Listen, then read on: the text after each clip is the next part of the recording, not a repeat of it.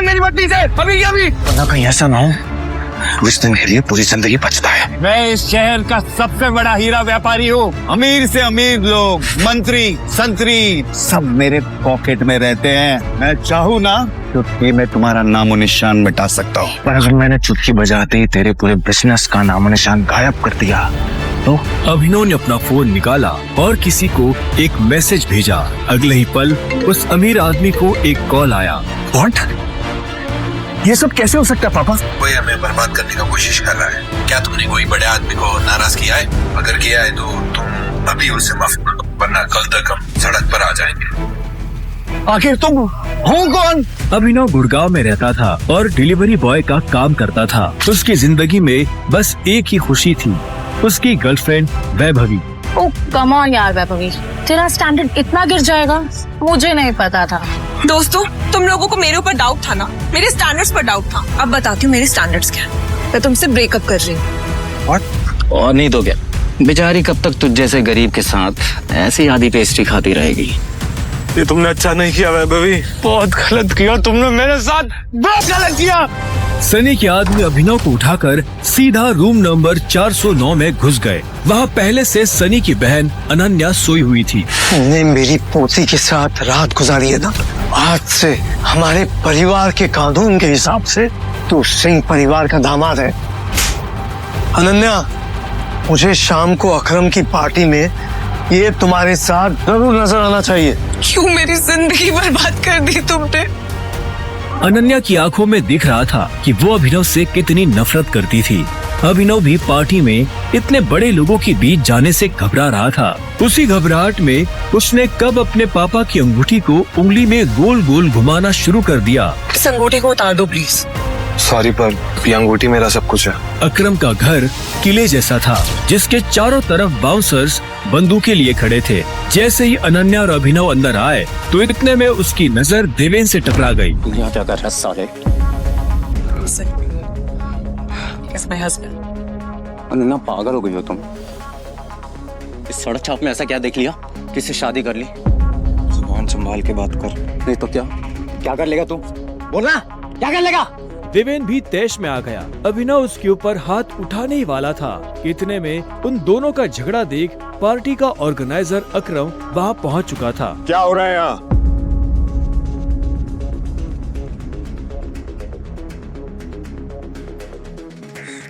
अकरम sir, देखिए ना इस आदमी को, ये क्रिमिनल है, जबरदस्ती आपकी पार्टी में घुसाया। इधर आओ।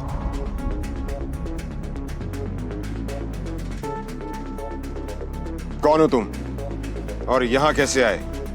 एक्चुअली ये मेरे पति है। अकरम को अनन्या की बात पर विश्वास नहीं हुआ। तुम इस पार्टी में इनवाइटेड नहीं हो। इससे पहले कि मैं पुलिस को बुलाऊं, चले जाओ यहाँ से। Thank you Akram sir.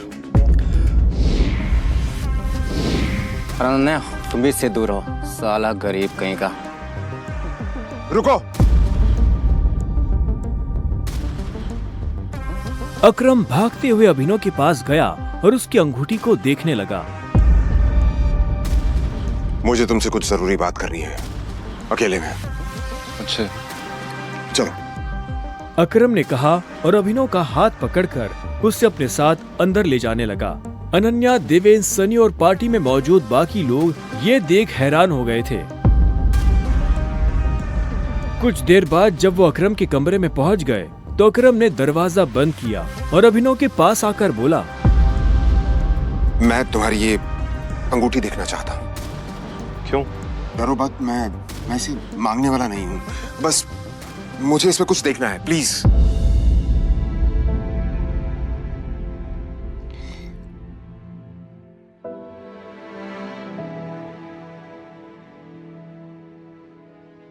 Tiger?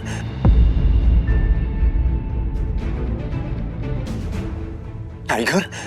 अभिनव ने अकरम के मुंह से ये शब्द सुना तो वो हैरान हो गया। उसे अचानक से अपने पिता के वो आखिरी शब्द याद आ गए जो उन्होंने अभिनव से विदा लेते हुए कह दिए थे।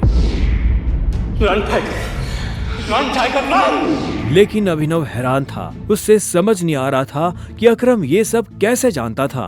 आखिरकार मैंने तुम्हें ढूंढ ही लिया टाइगर। टाइगर? हाँ, पिछले 18 सालों से मैं तुम्हें ढूंढने की कोशिश कर रहा हूं।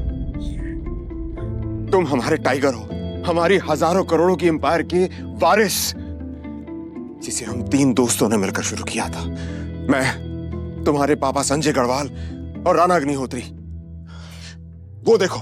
इतना कहते ही अकरम ने दीवार पर टंगी एक तस्वीर की तरफ इशारा कर दिया, जिसमें संजय, अकरम और राणा तीनों मौजूद थे। राणा को देख अभिनव को झटका लगा। उसकी आंखों के सामने वो सपना फिर से हरा हो गया, जो वो हर सुबह देखकर उठता था। उस रात अभिनव के पिता को जिस आदमी ने गोली मारी थी वो राणा था। अभिनव की जिंदगी रातों रात पलट चुकी थी। उसके साथ जो हुआ उस पर उसे अभी तक यकीन नहीं हो रहा था। उसके हाथ में अपने पिता की तस्वीर थी, लेकिन उस तस्वीर में वो गुस्से से भरी निगाहों से राणा को देख रहा था। अगर उसका बस चलता तो वो अभी की अभी अपने पिता की मौत का बदला ले लेता।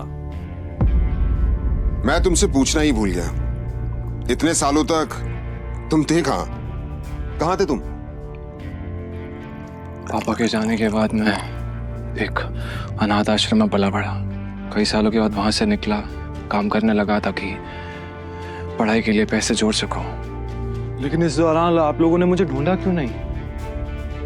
टाइगर, ऐसा नहीं है कि मैंने तुम्हें ढूंढने की कोशिश नहीं की। जैसे कि मैंने तुम्हें बताया कि तुम्हारे पापा के जाने के बाद माफिया वर्ल्ड में अफरा तफरी मच गई थी।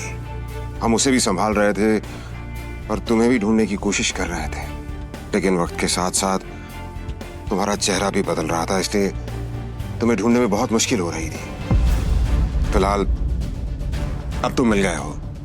अब तुम्हें देखकर मोंटी और बाकी सब लोग बहुत खुश होंगे। मोंटी का नाम सुनते ही अभिनव को गुस्सा आ गया था। मोंटी एक गद्दार का बेटा था। अभिनव ना तो उस गद्दार के बेटे से मिलना चाहता था और ना ही बात करना चाहता था। लेकिन पापा ने तो मुझे कभी इस माफिया ग्रुप के बारे में कुछ बताया ही नहीं। वो चाहते तो मुझे बता भी सकते थे। तब तुम बहुत छोटे थे, शायद इसीलिए संजय ने तुम्हें इन सब चीजों से दूर रखा। लेकिन मेरा यकीन मानो, मैंने तुम्हें ढूंढने की बहुत कोशिश की। अब तुम मिल गए हो तो मुरझाया हुआ द माफिया किंग फिर से जिंदा हो जाएगा। चीयर्स। अभिनव के मन में कई सारे सवाल उठ रहे थे। उसे समझ नहीं आ रहा था कि राणा का राज अकरम और बाकी लोगों को पता क्यों नहीं चला, और क्यों एक गद्दार का बेटा अभिनव की गद्दी पर बैठा हुआ था। इससे पहले कि अभिनव अपने आप को कोई जवाब दे पाता, अकरम उसके पास आया और उसने अभिनव को 50 करोड़ रुपए का एक चेक थमा दिया। ये लो, इसे रख लो। जब तक तुम टाइगर की पोजीशन नहीं पा लेते, तब तक तुम्हें इसकी जरूरत पड़ेगी। अभिनव ने अकरम के हाथ से चेक लिया और उसे देखने लगा। उसकी जिंदगी पलट तो गई थी, लेकिन अभी भी ऐसे कई सवाल थे जिनके जवाब उसे नहीं मिले थे।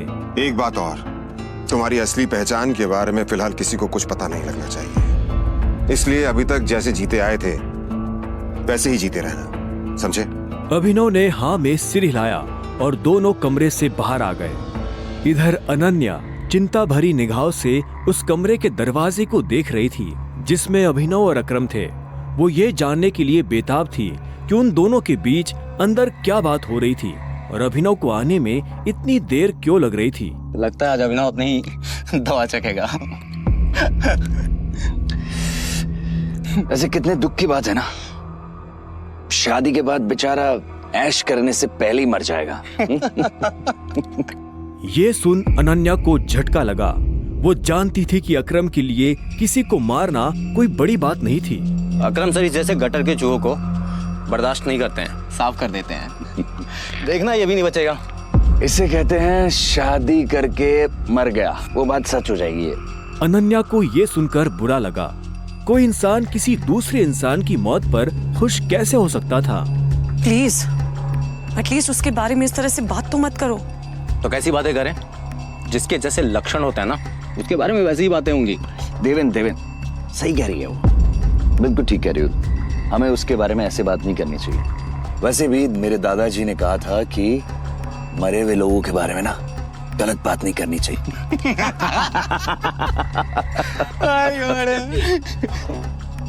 इससे पहले कि अनन्या कुछ कहती, अकरम अभिनव को लेकर बाहर आ रहा था। अभिनव के बदन पर एक छोटी सी खरोच भी नजर नहीं आ रही थी। जब देवेन और सनी ने ये देखा तो उनका मुंह हैरानी के मारे खुला का खुला रह गया। इसे देख के तो लग ही नहीं रहा है कि अकरम सर ने इसे हाथ भी लगाया है। वैसे जितनी देर तक ये दोनों कमरे के अंदर थे अब तक तो इसकी नाक टूटी हुई होनी चाहिए थी, पर ये तो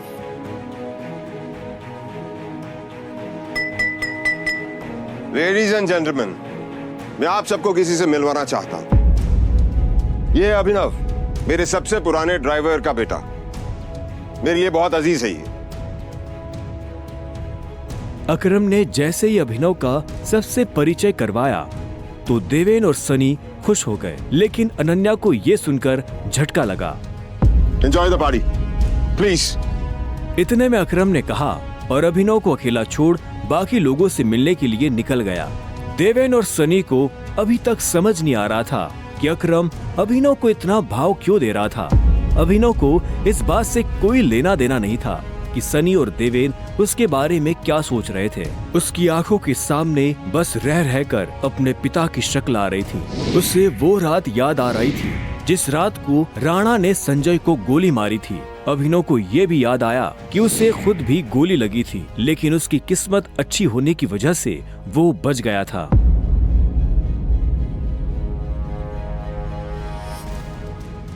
मुझे नहीं लगा था कि तुम अपने पैरों पर बाहर भी आ पाओगे। अच्छा, तुम्हें मेरी इतनी चिंता हो रही थी? ओ प्लीज, मुझे चिंता नहीं हो रही थी, बस तुम्हें तो अपनी चिंता होनी चाहिए ना। अगर जिंदा रहना चाहते हो तो थोड़ा बच कर रहो। अकरम सर ने तेरे से अंदर क्या बात की बता। उन्होंने मुझसे कहा कि अगर देवेन जैसा कहता तुझसे सवाल पूछे तो उसे जवाब मत देना। देवेन ने उसे गाली दी, लेकिन अभिनव पर उसका कोई असर नहीं हुआ। उसके दिमाग में इस वक्त पहले से ही कई जरूरी चीजें घूम रही थी। इसके बाद पूरी पार्टी के दौरान अनन्या ने अभिनव से कोई बात नहीं की। मेरा घर यहाँ से पास में है, वहीं ले लो। तुमने सोच भी कैसे लिया कि मैं तुम्हारे साथ तुम्हारे घर आ रही हूँ? तुम्हारी हालत ऐसी है तो पता नहीं तुम्हारी घर की हालत कैसी होगी। तुम मेरी पत्नी हो, मेरे साथ नहीं रहोगी तो किसके साथ रहोगी? सुनो, अपनी ये 2 कौड़ी का लॉजिक ना अपनी जेब में रखो। पहले तुम मुझे ये बताओ, तुम मेरे बिस्तर में कैसे आए? ये सवाल तो मैं भी तुमसे पूछना चाहता हूँ। अच्छी बात है, लेकिन मैं तुम्हारे साथ तुम्हारे घर रहने नहीं आ रही हूँ, मैं अपने घर जा रही हूँ, ठीक है? और अगर इन फ्यूचर मजबूरी भी रहे ना तो मैं तुम्हारे साथ तुम्हारे घर में नहीं रहूंगी, तुम मेरे घर रहने आओगे एक नौकर की तरह, समझे? अभिनव ने पहले उसे देखा और फिर अपनी उंगली में पहनी हुई उस अंगूठी को देखने लगा। अगर आज वो अंगूठी नहीं होती तो पता नहीं उसका क्या होता।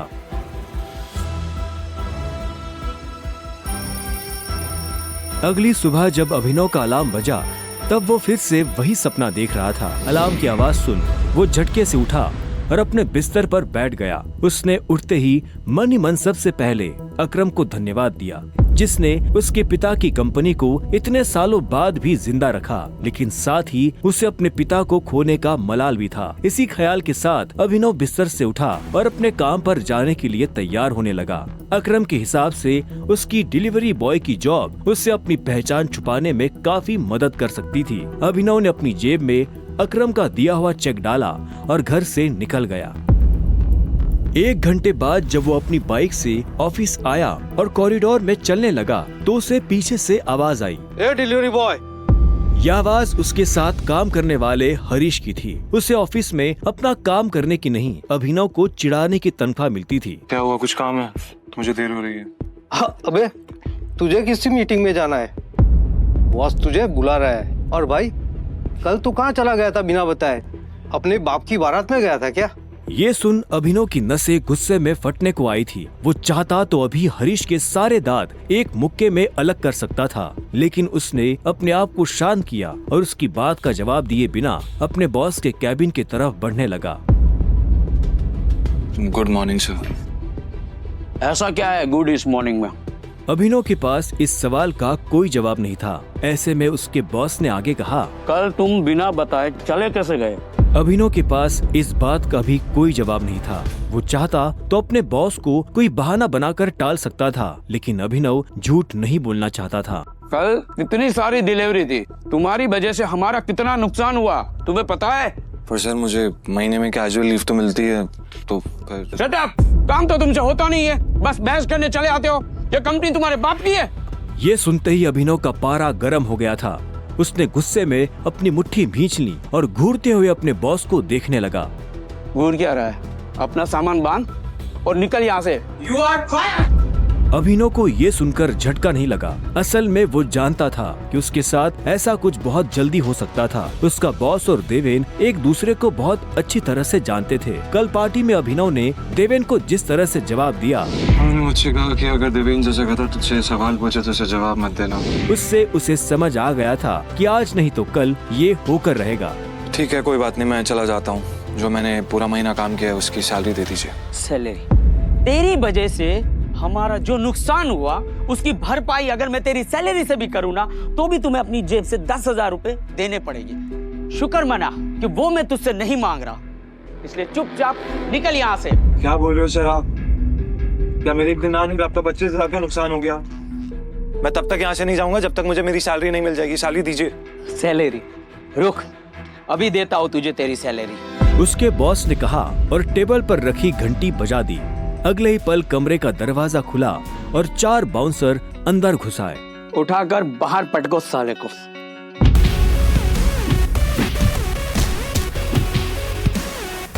बॉस के मुंह से ये सुनते ही वो चारों अभिनव पर धावा बोलने के लिए टूट पड़े, लेकिन इससे पहले उनमें से कोई अभिनव पर हमला कर पाता, अभिनव ने उन्हें पटकनी दे दी थी। उसने किसी का हाथ तोड़ा तो किसी का पाँव, किसी के पेट में मुक्का मारा तो किसी के पेट पर लात। देखते ही देखते बॉस के सारे आदमी ढेर हो गए थे।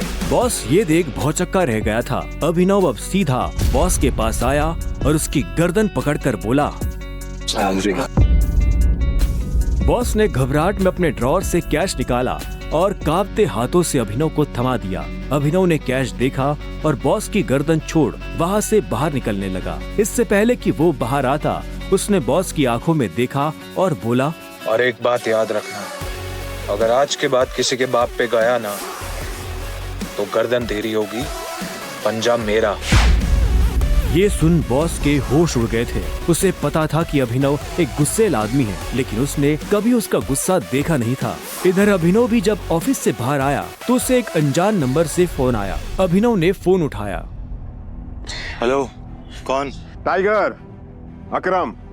हाँ कहिए। मुझे तुम्हें किसी से मिलवाना है, वो भी हमारे माफिया वर्ल्ड का एक बहुत बड़ा नाम है, और साथ ही साथ तुम्हारे पापा और मेरा जिगरी यार भी, बलराज। मैं चाहता हूं कि बलराज को पता चल जाए कि हमारा टाइगर वापस लौट आया है, इसलिए शाम को साथ में डिनर करेंगे होटल सफायर में। एड्रेस तुम्हें भेज रहा हूं, ठीक है? सिया। क्या आपको सच में लगता है मुझे बलराज जी से मिलना चाहिए? वो अभी तक बलराज के नाम से कांप रहा था। अकरम भी उसकी घबराहट समझ गया था। बलराज जी, सिर्फ बलराज कहो। तुम टाइगर हो यार, और जंगल में सारे जानवर टाइगर के नाम के आगे जी लगाते हैं, लेकिन टाइगर कभी किसी जानवर के नाम के आगे जी नहीं लगाता। चलो शाम को मिलते हैं, बाय। अकरम के मुंह से ये बात सुनते ही अभिनव का कॉन्फिडेंस बढ़ गया था। वो अब उस टाइगर जैसा महसूस कर रहा था जो जू से निकलकर जंगल में आ गया हो। अभिनव अपने पुराने ऑफिस से निकलने के बाद अपने घर आ गया था। वो इतने आराम से अपने बिस्तर पर आखिरी बार कब लेटा था उसे याद ही नहीं था। वो बड़ी एक्साइटमेंट के साथ कमरे के दरवाजे की तरफ देख रहा था। Pizza delivery. सर, ऑर्डर सिर्फ 500 का था, आपने मुझे 1000 क्यों दिए? तुम डिलीवरी वाले बहुत मेहनत करते हो दोस्त, ये 500 रुपए तुम्हारी टिप। Thank you sir. इधर अभिनव उस पिज्जा बॉक्स को ध्यान से देख रहा था। उसे याद नहीं आ रहा था कि उसने आखिरी बार पिज्जा कब खाया था। वैभवी और अपने लिए घर लेने के चक्कर में उसने अपनी कितनी इच्छाओं को मारा था, इसका एहसास उसे आज हो रहा था, लेकिन अब वो रुकने वाला नहीं था। शाम को अभिनव होटल सैफायर जाने के लिए तैयार होने लगा था। उसने ग्रे कलर की शर्ट और ब्लैक कलर की पैंट पहनी थी। अभिनव के पास पहनने के लिए इससे अच्छा और कुछ नहीं था। जैसे ही उसने होटल को बाहर से देखा तो देखता ही रह गया। उसने आज तक इतने बड़े होटल को इतने पास से नहीं देखा था। रुको, अंदर का जा रहा है? अंदर ही जा रहा हूँ, क्या दिक्कत है? अंदर जाना है तुझे? तुझे क्या लगता है कि मैं तुझे अंदर जाने दूंगा? क्यों नहीं जा सकता मैं अंदर? अभिनव समझ गया था कि चीफ सिक्योरिटी ऑफिसर उसके कपड़े देखकर उसे जज कर रहा था। सुन, मैं तेरे जैसे लोगों को बहुत अच्छे से जानता हूँ, फालतू का तमाशा मत कर, निकल यहाँ से। कैसे जानता है तू मुझे? रिश्तेदार है मेरा, जब मैं अंदर जाने के लिए आया हूँ तो वापस क्यों जाऊंगा? ये होटल क्या तेरे बाप की है? बोलना। ये सुनते ही अभिनव का माथा गर्म हो गया, लेकिन उसने गुस्से में कुछ नहीं किया। वो शांत रहा ताकि लोगों का ध्यान उसकी तरफ ना जाए। अभिनव 2 कदम पीछे हटा और उसने फोन निकालकर अकरम को फोन मिला दिया। हाँ टाइगर, कहाँ पहुंचे? मैं ये होटल की एंट्री पे हूँ अकरम। हमारा टेबल नंबर क्या है? Table number? अरे मैं इस होटल का मालिक हूँ, मुझे टेबल बुक करने की जरूरत नहीं है। तुम अंदर जाओ, आराम से बैठो, बस मैं पहुंचने ही वाला हूँ। मैं अंदर नहीं जा पा रहा हूँ। यहाँ पे कोई ये सिक्योरिटी वाला खड़ा है, वो कह रहा है कि मेरे जैसे इंसानों को अंदर नहीं जाने देता है। वो नहीं, ये कथा। तुम एक काम करो, बस 10 मिनट में मैं पहुंचने वाला, तो वेट करो, ठीक है? और ये इस ऑफिसर की वजह से मैं तुमसे माफी मांगता हूँ। ठीक, नहीं कोई बात नहीं। क्यों, बहुत हीरो बन रहा था ना? मैंने कहा था मैं तुझे अंदर जाने नहीं दूंगा। अगर प्रधानमंत्री को भी कॉल करेगा ना तब भी नहीं, समझा? चल निकल यहाँ से। अरे वो देखो, तुम्हारा निठल्ला एक्स। आजा मजे लेते इसके।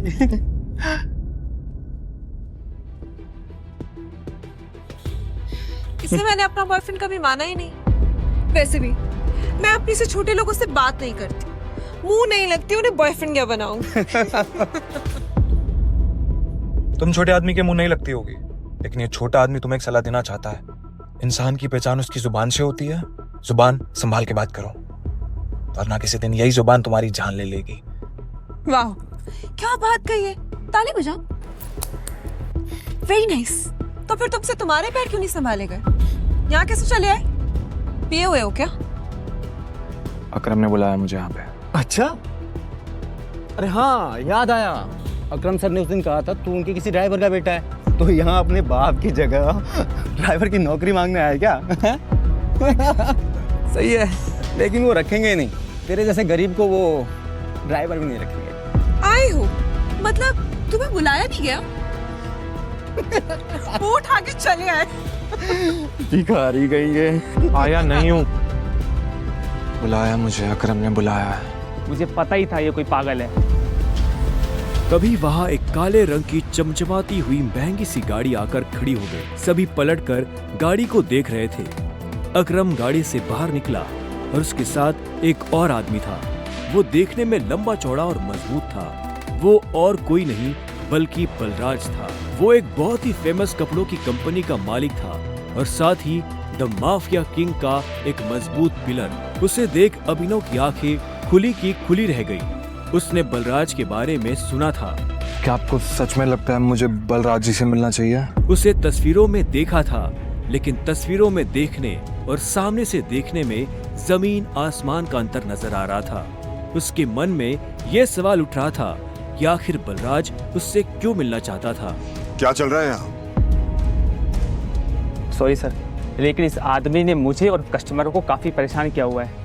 मैं इस चोर को अंदर जाने से रोक रहा हूँ तो ये यहाँ पे तमाशा कर रहा है। क्या तुम्हारी हिम्मत कैसे हुई इसे चोर कहने की? तुम होते कौन हो इसे अंदर जाने से रोकने वाले? ये होटल तुम्हारे बाप ने खोल रखा है क्या? ये मेरा मेहमान है और तू आज के बाद इस होटल के आसपास भी दिखाई दिया ना तो तेरी टांगे तोड़वा दूंगा। Get lost. Sorry sir.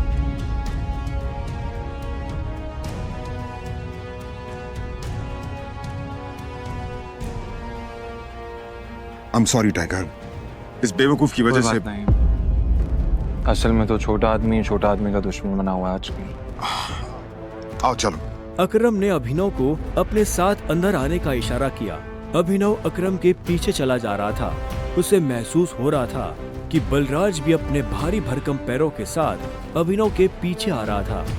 कुछ देर के बाद वो होटल के एक आलीशान से कमरे के बाहर आ चुके थे।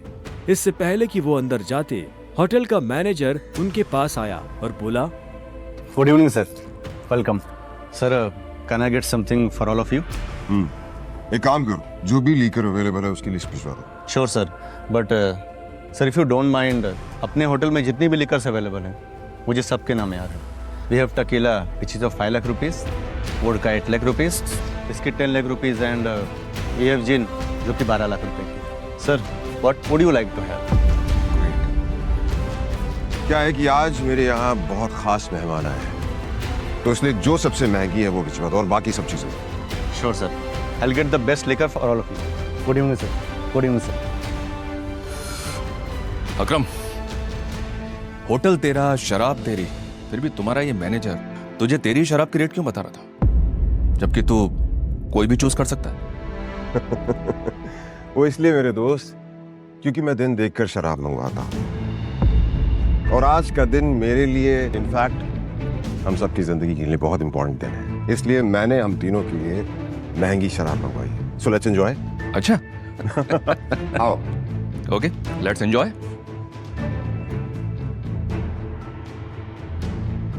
अब तुम्हें यहाँ अपनी पहचान छुपाने की जरूरत नहीं है, ये रूम प्राइवेट भी है और सबसे सेफ भी। बैठो। वो एक आलीशान कमरा था। वो तीनों बैठ गए। तब अभिनव बलराज को बहुत ध्यान से देख रहा था। बलराज, आज मैंने तुम्हें यहाँ एक बहुत इंपॉर्टेंट इन्फॉर्मेशन देने के लिए बुलाया है। हमें संजय का बेटा टाइगर मिल गया है, लेकिन फिलहाल वो अंडरकवर है, इसलिए उससे तुम्हें मैं बाहर नहीं मिलवा सकता था। Sir your snacks and drink.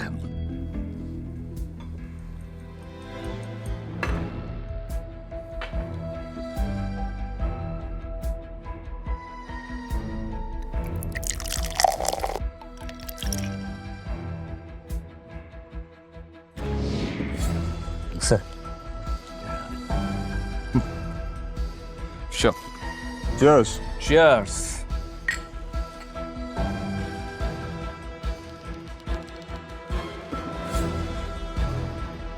तो यही है टाइगर?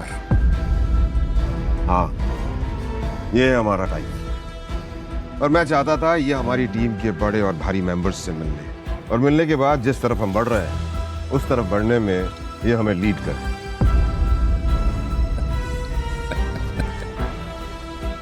माफ करना दोस्त, पर मुझे थोड़ी हंसी आ रही। वो क्या है ना, सब कुछ तो तू ही बोल रहा है। हमारा ये टाइगर गूंगा है क्या? हाँ? बलराज, तुम्हें टाइगर के बारे में इस तरह से बात नहीं करनी चाहिए। माफ करना दोस्त, माफ करना। बोलनेस अच्छी लगी मुझे तुम्हारी। अच्छा,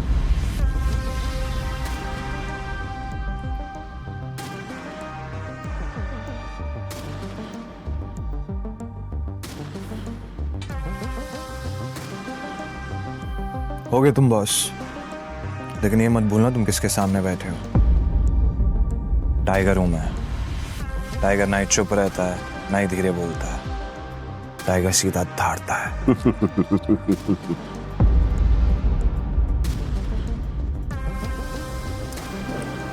तो तुम टाइगर हो, ठीक है? तो टाइगर ये बताओ, इतने सालों से कहां थे तुम? अब ऐसा तो नहीं हो सकता ना कि इतने सालों के बाद तुम हमारे सर पे आके बैठ जाओ और हम मान लेंगे कि तुम टाइगर हो। मजाक तो नहीं हो रहा है यहाँ? क्यों अकरम, सही कहा ना? और जिस गति की तुम बात कर रहे हो ना, उसको लिया नहीं चाहता, कमाया चाहता है। आई बात समझ में? अच्छे से जानता हूँ, छीनना मेरे खून में भी नहीं है। मैं इतने सालों से कहाँ गायब था, क्या कर रहा था, ये सब समझाने का तो हमारे पास टाइम नहीं है शायद। और रही बात कि मैं टाइगर हूं या नहीं हूं, ठीक है,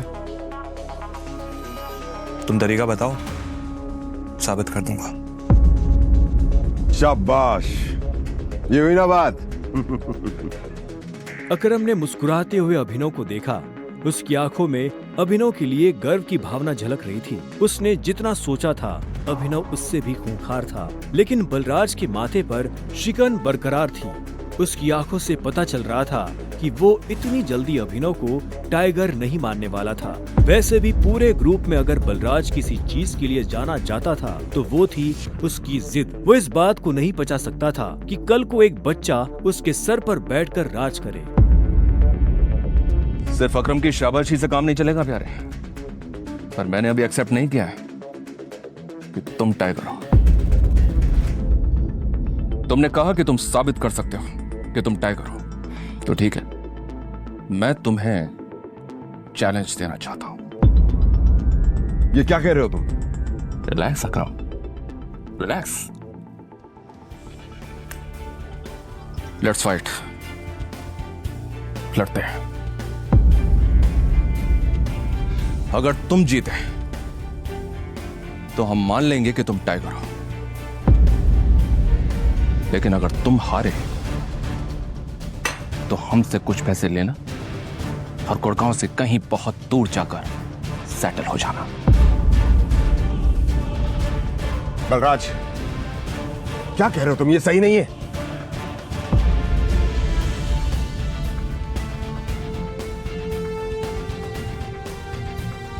लेट्स फाइट। कब करनी है लड़ाई? नहीं टाइगर, होल्ड।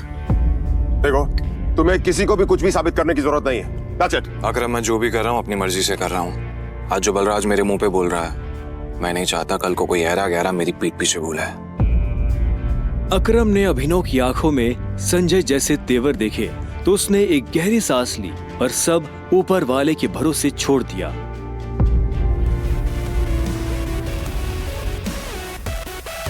लगभग 1 घंटे के बाद बलराज अभिनव और अकरम के साथ अपनी प्राइवेट एरेना में आ गया था। ये वही एरेना थी जहां पर बलराज अक्सर लड़ाई किया करता था। उस बड़ी सी एरेना में उन तीनों के अलावा और कोई नहीं था। एक बार फिर सोच, मैं आज तक इस रिंग में हारा नहीं हूं। तुम इस रिंग में आज तक इसलिए नहीं हारे हो बलराज, क्योंकि तुम्हारा सामना आज से पहले संजय के बेटे टाइगर से नहीं हुआ था। तो अकरम मियां, किस पर दांव लगाओगे? मुझ पर या इस पर? बेवकूफों जैसी बात मत करो। भला टाइगर के होते हुए किसी और पर दांव लगाया जा सकता है क्या? सोच लो, बहुत बुरी तरह पछताओ। दुनिया हंसेगी तुम पर। मुंह दिखाने लायक नहीं रहोगे। चलो फाइट शुरू करते हैं। अभिनव ने बलराज को ऊपर से नीचे तक देखा। वो देखने में भारी था और अभिनव उसके इसी भारीपन पर वार करने वाला था। दोनों के बीच लड़ाई शुरू हुई। उसने जैसे ही अभिनव पर पहला मुक्का मारा तो अभिनव एक बार को सन रह गया। और एक बात हमेशा याद, अपनी आखिरी सांस तक लड़ना है। समझ गया ना टाइगर? ये किसको लेकर आ गए? ये हम पे राज करेगा? हाँ, मैंने कहा था ना कि कोई भी हमारे सर पे आकर बैठ जाएगा और बोलेगा कि मैं टाइगर हूं और हम मान लेंगे। बिल्कुल नहीं। Come on. उसका मुक्का अभिनव की नाक तोड़ता उससे पहले ही अभिनव को होश आ गया और उसने अपना सर नीचे झुका लिया। बलराज का मुक्का खाली गया और वो पलटकर अभिनव को देखने लगा। अभिनव गंभीर था। उसे याद आ रहा था कि बचपन से ही उसके पिता संजय ने उसे लड़ना सिखाया था। बलराज को इस बार गुस्सा आया। वो फिर से तेजी से अभिनव की तरफ बढ़ा और अभिनव ने झुक करके उसके पैर पर लात मार दी। बलराज अपने आप को संभाल नहीं पाया। अरे बलराज, सरेंडर कर दो। क्यों अपना रिकॉर्ड खराब कर रहे हो? मैं बाहर किसी से नहीं कहूंगा कि तुम टाइगर से हार गए। बलराज एक के बाद एक अभिनव पर मुक्के बरसाना शुरू कर दिए। अभिनव ने अपने आप को उसके मुक्कों से बचाया।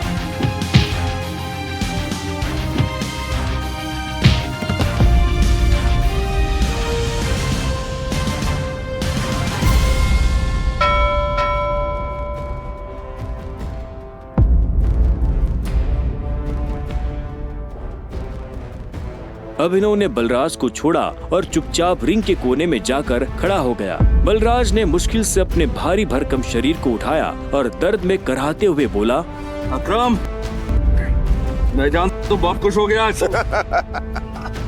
बलराज की कमर में मोच आई थी और उसने हंसते हुए अभिनव से कहा, कहाँ से सीखा ये सब?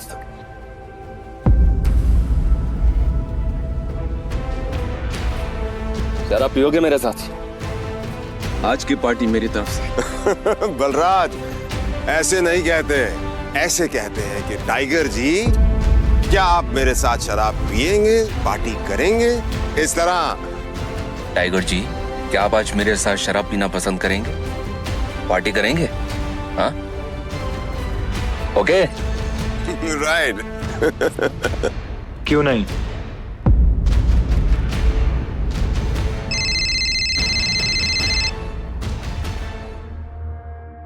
हाँ अनन्या। देखो, मेरे मम्मी पापा आ गए हैं। जो कुछ भी हुआ है उन्हें सब पता चल चुका है। वो तुमसे मिलना चाहते हैं तो तुम जहाँ भी हो अभी कभी घर आओ। क्या अभी? हाँ, तो इतनी हैरान होने की जरूरत नहीं है। जो किया अब उसे भुगतो। वैसे अकरम बलराज, अभी तुम लोगों के साथ नहीं चल पाऊंगा। मुझे घर पहुंचना है, मेरे ससुराल, मेरे सास ससुराल में। ससुराल? तुम्हारी शादी कब हुई? लंबी कहानी है, कभी और बताऊंगा। सब ठीक तो है ना? हमें मोंटी को बुलाकर बता देना चाहिए कि नहीं बलराज, अभी फिलहाल इसकी असली पहचान किसी के बारे में पता नहीं चलना चाहिए, और किसी को पता नहीं चलना चाहिए कि टाइगर लौट आया है। ठीक है? मोंटी जो कर रहा है उसे करने दो। चलो मैं निकलता हूँ, और अकरम तुम्हें याद है ना मुझे वो नई नौकरी के लिए। डोंट वरी, तुम्हारा काम हो जाएगा। ये सुन अभिनव ने अकरम और बलराज से हाथ मिलाया और वो बाहर आ गया। उसने अपने जाने के लिए एक कैब बुक कर ली थी। टाइगर, ये लो। ये वही शराब है जो हमने होटल में पी थी। अपने सास ससुर को जाकर पिला देना, उनकी 7 पुश्तों में किसी ने नहीं पी होगी। इस सब के लिए थैंक यू अकरम। तुम्हें भी वापस आकर हमारी उम्मीदें जिंदा करने की।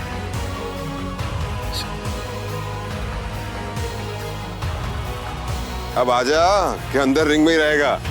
कुछ देर के बाद गाड़ी अनन्या के घर के बाहर आकर रुकी। अभिनव नीचे उतरा और गहरी सांसें लेते हुए घर के अंदर पहुंच गया।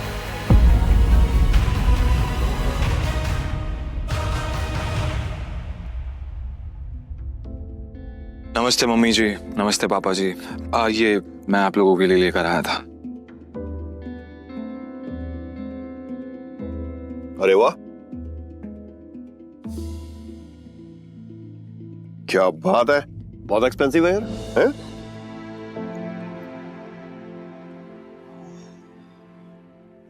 क्या खुशबू है, देख। क्या तुम भी? मुझे तो लगता है ये बॉटल्स कहीं से चोरी करके लाया होगा। तुम्हें लगता है इसके जैसा आदमी इतनी महंगी शराब अफोर्ड कर पाएगा? और तुम ये सब क्यों लाए हो यहाँ पे? हमारे बेटी के साथ जबरदस्ती करने के बाद हमें रिश्वत देना चाहते हो तुम? वो भी चोरी की हुई शराब? सॉरी, लेकिन ना ही मैंने किसी के साथ जबरदस्ती की और ना ही कोई चोरी की है। अच्छा, तो फिर मेरी बेटी के साथ तुम्हारा भूत आया हुआ था? तुम ये सब इसलिए कर रहे हो ना ताकि तुम मेरी बेटी की जायदाद हड़प कर सको? तुमने कहा तुम और कहा मेरी बेटी। अभिनव को ऐसा लगा जैसे उसके सीने में किसी ने छुरा घोंप दिया हो। कोई भी उसकी बात सुनने को राजी ही नहीं था। हाँ, ये बात ठीक है कि वो अनन्या के साथ उसने ये सब जानबूझकर नहीं किया था। उसे खुद नहीं पता था कि वो अनन्या के कमरे में कैसे पहुंच गया। अगर उसे पहले से ये सब पता होता तो वो कभी ऐसा नहीं करता। पर आखिर में अभिनव ने कोई सफाई नहीं दी। उसे पता था कि कोई फायदा नहीं होगा। गूंगे हो? मुंह में जुबान नहीं है तुम्हारे? शर्मिला, बैठ। अभिनव, बैठ जाओ। शर्मिला अभी भी गुस्से में उसे देख रही थी। अभिनव बैठा और राजीव ने आगे कहा, तो वहाँ जो कुछ भी हुआ है हमें उसके बारे में सब कुछ पता है, और अनन्या को भी ये मालूम नहीं है कि उसके साथ कैसे हुआ है। लेकिन मुझे ऐसा लगता है कि वहाँ पे कोई बहुत बड़ी गड़बड़ हुई है। चलो, अब जो कुछ भी है, तुम्हारे और अनन्या का रिश्ता तो बदल नहीं सकते। वैसे भी जो कुछ हुआ उसका उसे मलाल नहीं था। अगर वो अनन्या से नहीं मिलता तो वो अकरम से कभी नहीं मिल पाता। साथ ही वो बाहर की दुनिया में अनन्या का नाम भी खराब नहीं होने देना चाहता था। ऐसे में वो भी नहीं चाहता था कि ये शादी टूटे। तो अभिनव, तुम क्या करते हो? मैं एक डिलीवरी बॉय का काम करता था। और आज मुझे नौकरी से निकाल दिया गया। उसके ये शब्द किसी बॉम्ब की तरह उन दोनों पर गिरे। इससे पहले कि शर्मिला कुछ कहती, राजीव ने कहा, अभिनव, तुम्हें जल्द से जल्द नौकरी ढूंढनी पड़ेगी, और वो भी अच्छी वाली, तभी तुम मेरी बेटी के साथ लीगली शादी कर सकते हो। चलो, अब तुम जा सकते हो। अभिनव उठा और बाहर निकलने लगा। इतने में शर्मिला के गुस्से में और एक उबाल आया और वो अभिनव के पीठ पीछे बोली, देखा कितना ढीठ है ये? ओवर कॉन्फिडेंस तो देखो इसका। जेब में 10 रुपए नहीं है और चल ऐसे रहा है जैसे जंगल का टाइगर हो। राजू, तुम्हें लगता है इस जैसे ली कोई नौकरी पे रखेगा? रखेगा नहीं, रखेंगे। मेरे लिए काम की कमी नहीं है। सुना तुमने? राजीव भी अभिनव की बात सुन हैरान हो गया। इतने में अभिनव शर्मिला के पास आया और बोला, अगर मुझे एक अच्छी नौकरी मिल गई तो क्या आप मुझे ये साबित करने का मौका देंगी कि मैं अनन्या से शादी करने के लायक हूँ? सी, बड़ा कॉन्फिडेंस है। अरे भाड़ में जाए ऐसा कॉन्फिडेंस। और तो नौकरी का मतलब ये नहीं है कि कल के तुम किसी पार्किंग लॉट में जाके बैठो और लोगों की गाड़ियों की रसीद पढ़ो। मेरा मतलब है नौकरी जैसी नौकरी, असली नौकरी, सही वाली नौकरी। और अगर कल तक तुम्हें ऐसी नौकरी मिल जाती है ना, तो तुमने जो कुछ भी अभी कहा उसके बारे में एक बार सोच सकती हो। शर्मिला से ये सुनते ही अभिनव के चेहरे पर बड़ी सी मुस्कान आ गई। शर्मिला को नहीं पता था कि अभिनव कौन है और उसके पीछे किसका हाथ है। उसने मुस्कुराते हुए हाँ में सिर हिलाया और घर के अंदर जाने लगा। रात बहुत हो चुकी थी और उसे पता था इस वक्त वो अपने घर नहीं जा सकता था। उसने सोचा था कि वो अनन्या के कमरे में जाकर सो जाएगा। वैसे भी अब दोनों पति पत्नी थे। ऐसे में अभिनव जैसे तैसे उस बड़े से घर में अनन्या के कमरे के बाहर पहुंच चुका था। क्या है? रात बहुत हो गई, मैं अपने घर नहीं जा सकता, मुझे सोने के लिए जगह चाहिए। तो क्या, तुमने मुझे अपने मम्मी पापा से मिलने के लिए बुलाया था ना, तो तुम ही जगह दो सोने की। हेलो, तुम्हें क्या लगता है मैं फिर से तुम्हें अपने कमरे में आने दूंगी? तो मैं और कहाँ जाऊंगा? मुझे नहीं पता, जो करना करो, बट पैर हटाओ वरना मैं तोड़ दूंगी। अभिनव पहले तो नहीं डरा, पर जब दरवाजा उसके पैर को छूने ही वाला था कि उसने अपना पैर पीछे खींच लिया। अनन्या ने दरवाजा बंद किया और दूसरी तरफ से चिल्लाते हुए बोली, नौकरों की जगह ना मालिकों के कमरों में नहीं, घरों के स्टोर रूम्स में होती है। ये सुनते ही अभिनव को बुरा लगा, पर वो कर भी क्या सकता था। उसने बस बंद दरवाजे को देखा और हताशा से अपना सिर हिलाने लगा। अब आगे क्या होने वाला था?